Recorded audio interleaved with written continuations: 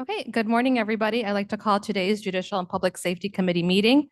It is Thursday, April 11th. May I please have roll call to establish quorum? Gums. Here. Linder. Roth. Roth here. Steffi. Steffi here. Williams. Williams here. Leonard. Leonard here. Molina. Molina present. We have an in-person quorum. Okay, we have an in-person quorum, and we did have a request from Mr. Linder to attend remotely. Do I have anybody opposed to that? Okay, so if he shows up, he's allowed to attend remotely. Next order on the agenda is approval of minutes. I'll entertain a motion for unanimous consent for approval of minutes of March 14th, 2024. Williams asked for unanimous consent. Any opposition? Minutes are approved. Next item on the agenda is public comment. I have no one signed up for agenda or non-agenda items. Our monthly financial reports are attached. We will move on to KingCom. Ms. Guthrie, good morning. Good morning. I would like to start out our KingCom report today with a recognition of one of our telecommunicators. And I would like to introduce our Burlington Fire Chief, Mike Teed. He will read a quick letter in recognition of telecommunicator Nareda Perez. Thank you. Welcome. Thank you, ladies and gentlemen of the committee. As Director Guthrie mentioned, sorry about that. My name is Mike Teed. I'm Chief of Burlington Fire Protection District. And I'm here today because Burlington Fire wants to formally recognize and thank telecommunicator Nareda Perez for her work on February 19th of 2024. Telecommunicator Perez's ability to speak fluent Spanish and her abilities as a dispatcher were key to the successful outcome of a call that day. She was able to determine the nature of the call immediately and get the appropriate resources dispatched without having to wait for translation. She was also able to talk a very distraught caller through the steps needed to perform CPR on the patient. While en route to the call, she had obtained all of the information that we needed without even being asked. When we arrived on scene, we arrived to a scene that had already been described to us. We knew what we were getting into. Too many times, the role of the telecommunicator is overlooked. We in the field cannot perform our job without them. And the good ones make that job a lot easier. So I'm pleased to report that the patient is expected to make a full recovery, in large part to telecommunicator Nareda Perez being the person that answered that 911 call that day. Ms. Perez, thank you very much.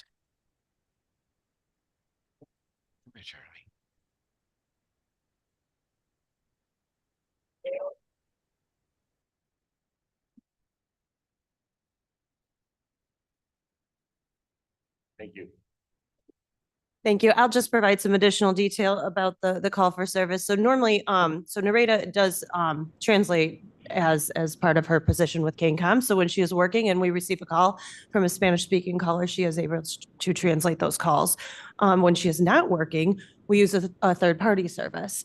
So in this critical type of call, it would have required, had she not answered, it would have required us to call the third party service, and there would have been the translation that went back and forth. The patient in this case had been electrocuted. He fell. He was not conscious. He was not breathing. And she quickly took our emergency medical dispatch protocols, translated them to Spanish, went back and forth with the caller, counting CPR compressions, all in Spanish, typing in English, talking in English to our first responders. And it's this time-saving, efficient, critical nature that saved his life. So Nareda has worked for KingCom for 23 years. She's been with the county 25 years. She started with the health department. And we're just thrilled to recognize the important work that she does every day. So thank you. Thank you so much, Mrs. Perez.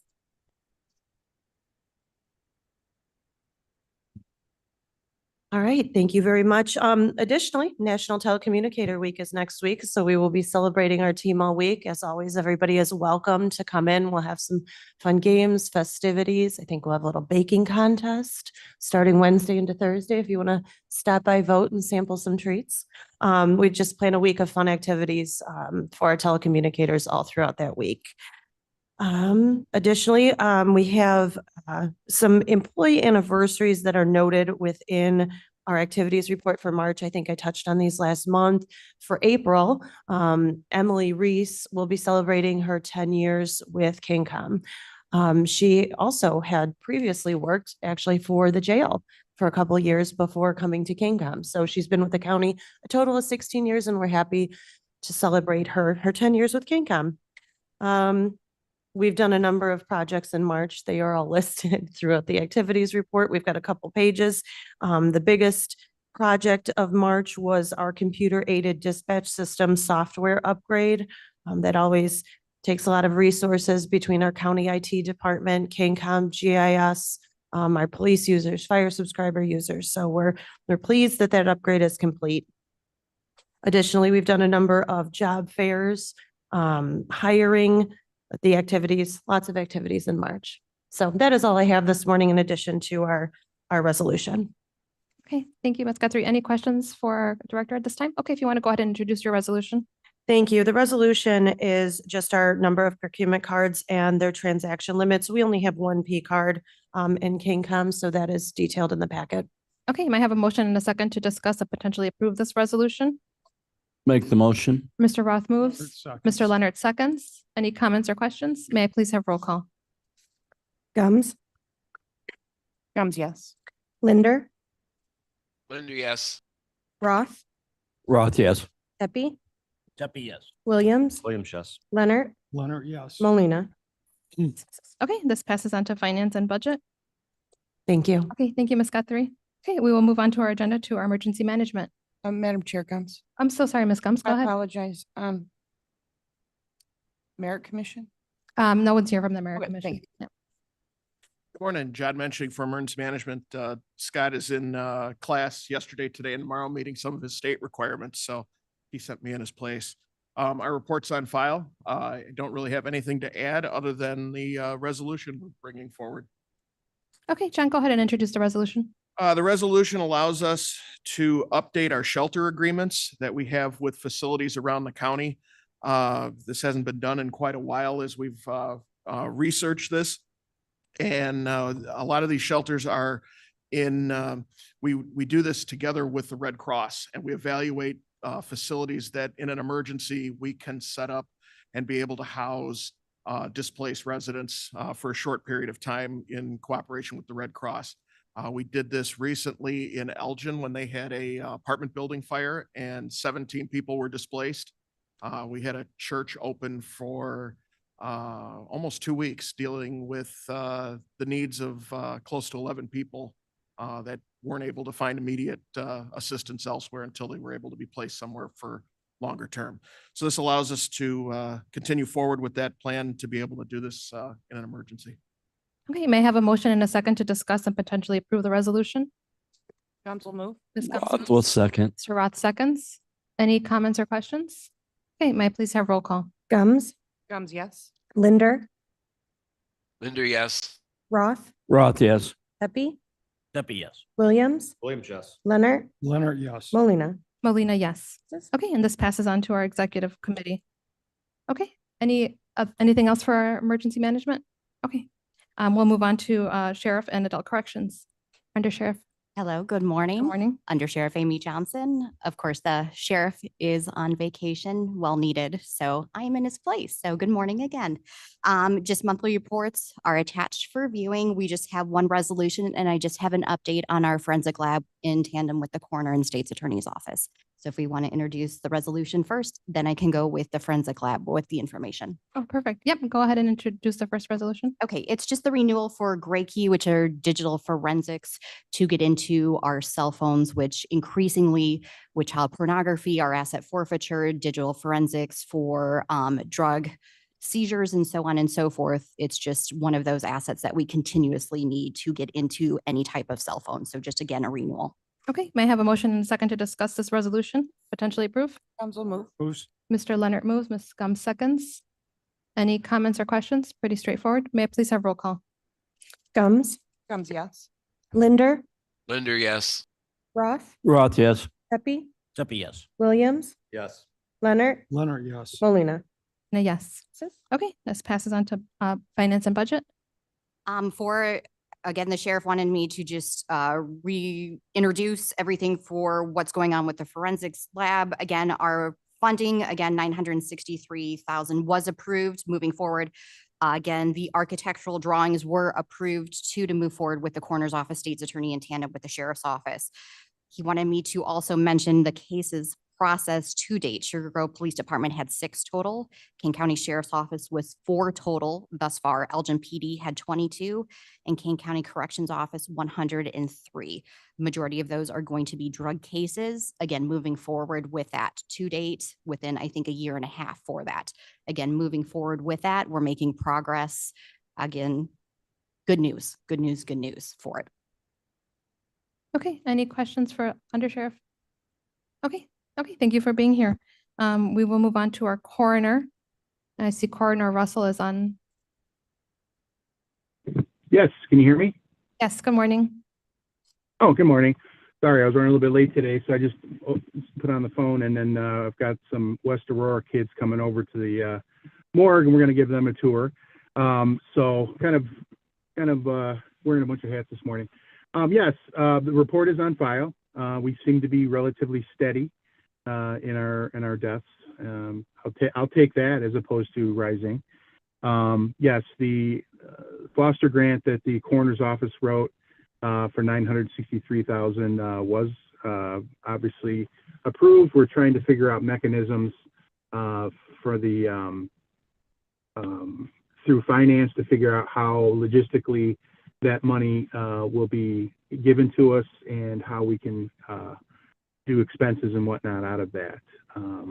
Besides that, I was hoping to have more information on the skull that was found in 1978. We've got just a few more things that we have to wrap up, but I think we actually we know who the person is. So that's it. Okay, thank you. Any questions for our coroner? Okay, thank you for being here. Have fun with the high school students. Sounds great. Thanks. Chair, I have one quick comment for the coroner. Yes. Coroner Russell, I don't think my kid is one of the ones coming today, but if she was from West High, I just wanted to let you know to get the smelling salts out because, her and morgue will probably not go together too well. But I don't think she's on the list, but I just wanted to give you a heads up. Okay, yeah, we're very sensitive to that, and we give them, if people feel like, I don't want to go in a certain room or don't want to be, then we just circumnavigate around that, and we're very sensitive to that. We work with the teachers to make sure that none of our students have any. Hopefully, they'll have any issues, but yeah, we appreciate it. Okay, thank you. Okay, we will move on to Judiciary and Courts. Good morning. Judge Villapalage is going to be here. He and several judges are at an educational conference this week. So we have nothing new to report, but we do have 2 resolutions on the agenda. If we could move forward with those. Okay, Ms. O'Brien, if you want to go ahead and introduce the first one. Absolutely. So the first one is a resolution authorizing fiscal year 24 Judiciary and Courts budget adjustment. That is a resolution to get our staff attorneys and paralegal up to equitable salary limits with the state's attorney and the public defender. And then also to give our bailiffs, who are our lowest paid employees, a 50-cent an hour increase in their pay. Okay, may I have a motion and a second to discuss and potentially approve the resolution? Roth will make the motion. Seconds. Mr. Roth moves, Mr. Williams seconds. Okay, discussion. I know there was robust discussion yesterday at Human Services. Ms. Labrillo's here. Did you want to add anything, Ms. Labrillo?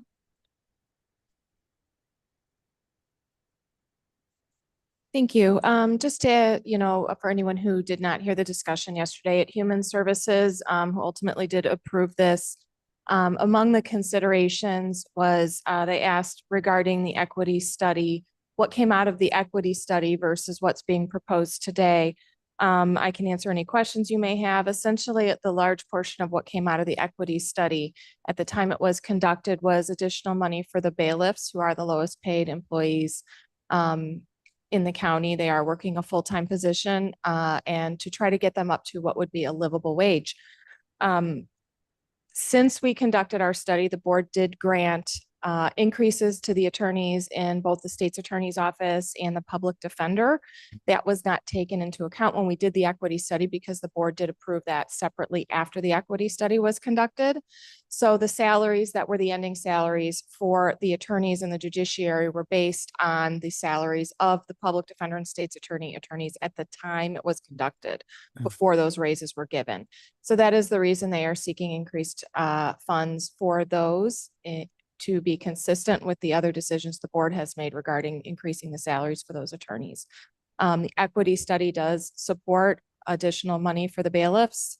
Our study did take a multitude of factors into consideration, including tenure and merit. I believe that the judiciary's current proposal is just to give a flat 50 cents to everyone as opposed to the amounts that took those additional factors into consideration. Okay. Mr. Tepe. Thank you, Madam Chair. One of the things that was discussed yesterday was, in effect, how is this going to be funded? And one of the concerns that I've had, and I'll continue to, repeat this, is that whenever we do something like this, these funds are going to come out of reserves. We cannot continue to fund everything out of reserves. That is just going to be a continuing problem for us until we really address this issue. Although I'm completely in favor of this particular item, okay, the way it's going to get funded, continues to bother me. Okay, so that's my biggest concern.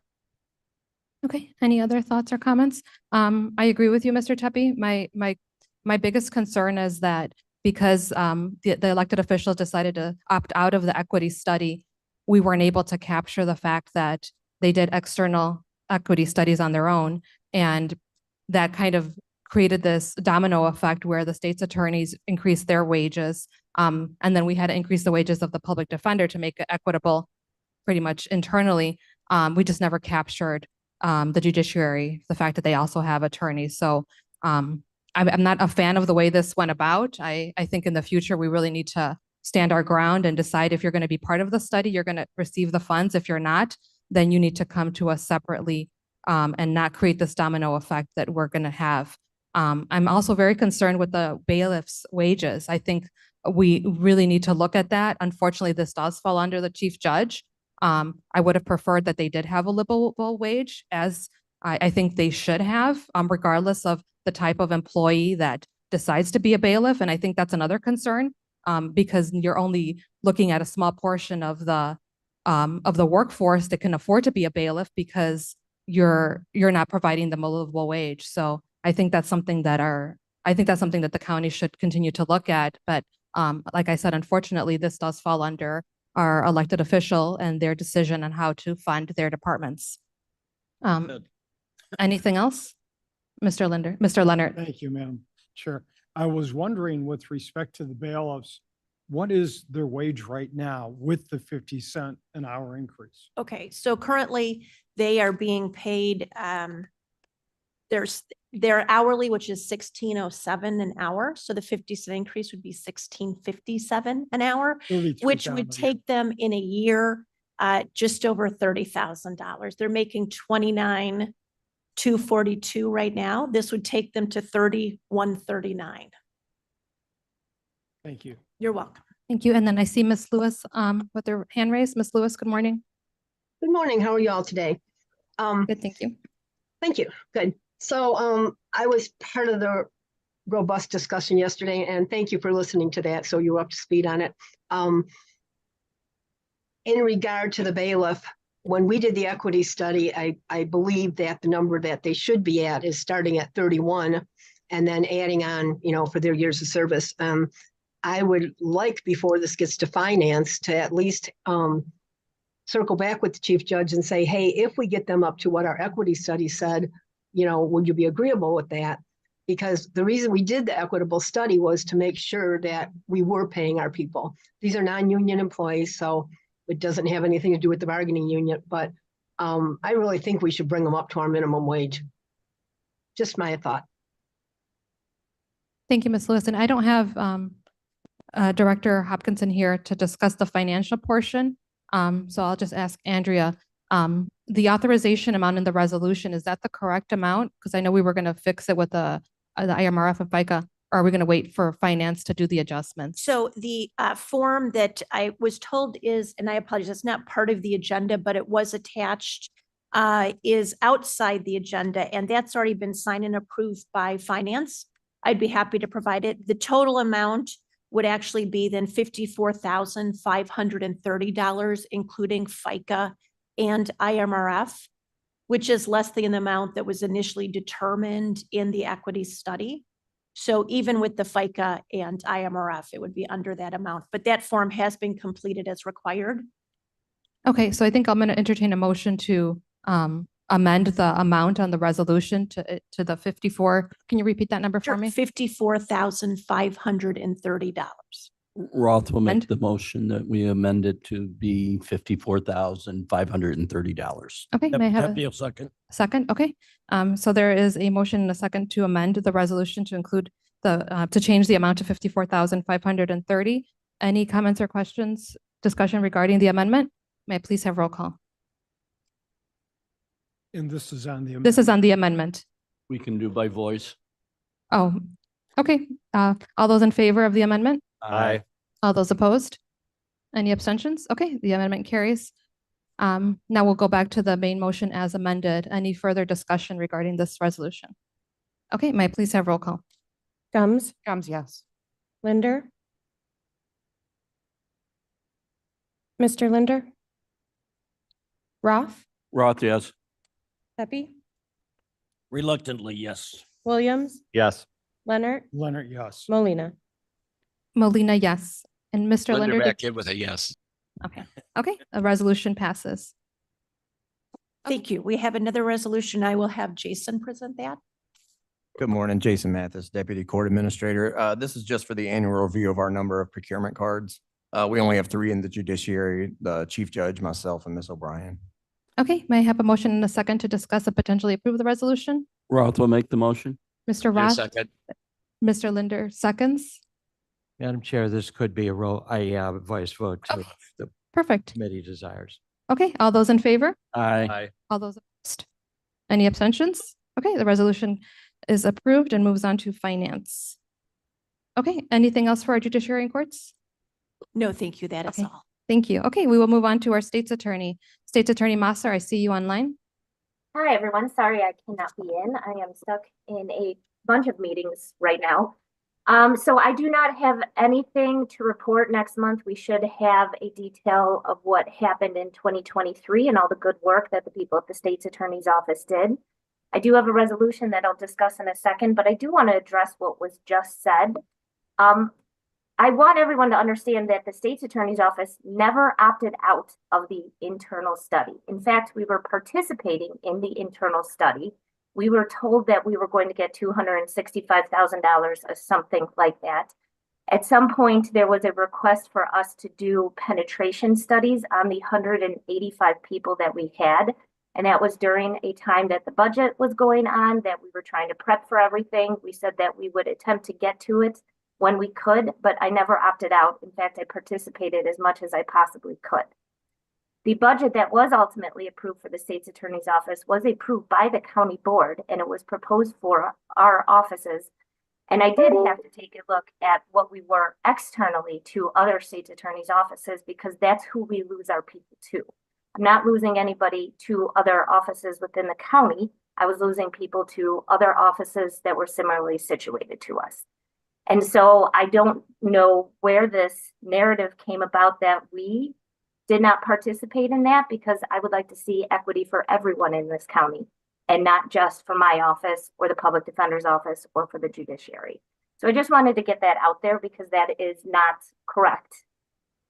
With that being said, I'm open for any questions, but I do have a resolution based on our P cards because it's that time of year again when we have to update what we do for the approval for those who use P cards. Ms. Masser, just to, I guess, be on the same line here, did you or not accept the study that that was presented by the internal equity study? You participated, but you decided not to accept the results. Ms. No, Liberlo, I think is still here. No, what I decided to do was to ask for a budget that was appropriate for my office and not based on what I think What, was right, not based on the study. I know No. a lot of the external, and I know a lot of the elected officials did the same thing, but when it came down to it, you just weren't comfortable with what the results were. I'm not saying it's right or wrong. I'm just saying that you personally knew that you weren't, like you just said, you weren't fighting internally for equity. You were looking, your employees are looking outside of the county for employment, which is different than a lot of the employees internally when we're looking at, we weren't comparing apples to apples when it comes to your case, basically, which it's nothing against you. I'm just saying that's exactly what happened, is that we looked at the study and we realized that departments like yours can't really be looked at the same as, our court services, because you guys do different things. So, Correct. And just yeah, to be on the same line, I don't think it was anything against it. It was just what came out of the study was that each department is different. So you really can't do an equity study internally. And that's why I think it's important that we do an external study. No, I agree to- with you completely. And I think with everybody else. Yeah, Because I I was- think, go ahead. no, I just think it's important that we look outside of our county to see what other people are being paid, to make sure that we are equitable, not just internally, but externally. And I think that's something our Human Services Department is taking on hopefully soon.